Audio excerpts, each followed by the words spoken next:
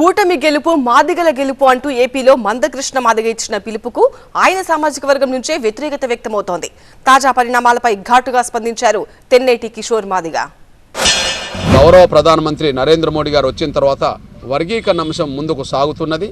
ప్రస్తుతం సుప్రీంకోర్టులో కేసు విచారణ జరిగింది. జడ్జిమెంట్ రిజర్వ్డ్గా ఉన్నది. కేంద్ర ప్రభుత్వం సుప్రీంకోర్టులో ఎస్సీ వర్గీకరణకు అనుకూలంగా వాదించింది కనుక వర్గీకరణ జరుగుతుందనే సంపూర్ణ విశ్వాసంతో మేము ఉన్నాం. గౌరవ నరేంద్ర మోడీ గారి ప్రభుత్వం మీద మాకు సంపూర్ణ నమ్మకం ఉంది. ఇవన్నీ కూడా కుట్రలు మందకృష్ణ మాదిగ గారు అదేవిధంగా బీజేపీ పార్టీ చేస్తూ ఉన్నటువంటి కుట్ర. మాదిగలైతే స్పష్టంగా ఈరోజు ఎవరైతే ఉపకారం చేస్తూ ఉన్నారో వారి పక్షాన్ని ఉండటానికి సిద్ధంగా ఉన్నారు. ఈరోజు వర్గీకరణ విషయంలో అదే లేట్ చేసుకుంటూ వచ్చి దాదాపు ఎన్డీఏ 1, ఎన్డీఏ 2లో కూడా వర్గీకరణ విషయాన్ని నిర్లక్ష్యం చేశారు. మీకు చిత్తశుద్ధి ఉంటే ఇప్పటికైనా సమయం ఉంది. మీరు మాదిగలకు రాజకీయంగా ఎక్కడెక్కడ సీట్లు ఇస్తున్నారో ఇవ్వబోతూ ఉన్నారో స్పష్టంగా చెప్పండి.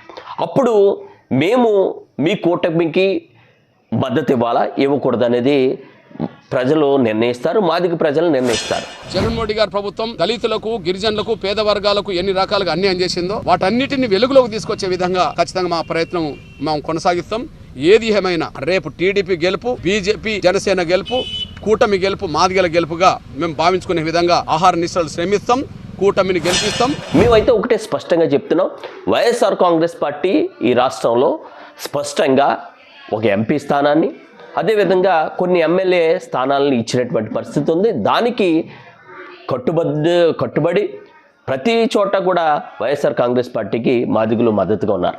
మేము ఈ స్థానాల్లో మీకు ఇస్తున్నాం, మీరు మాకు మద్దతు ఇవ్వడం చెప్తే ఆ విధంగా మా యొక్క ఆలోచన అయితే మా జాతి ఆలోచన ఉంటుంది. కానీ ఎవరైతే ప్రయోజనం చేశారో వారితో పాటు మేము ఉంటాం తప్ప మీరు మా కులం పట్ల మా పట్ల మీరు నిర్లక్ష్యం చేసి మమ్మల్ని వేరే ఆలోచన చేసే కార్యక్రమం చేస్తే మేము నిర్లక్ష్యం చేస్తామనే విషయాన్ని మనం చేస్తాం.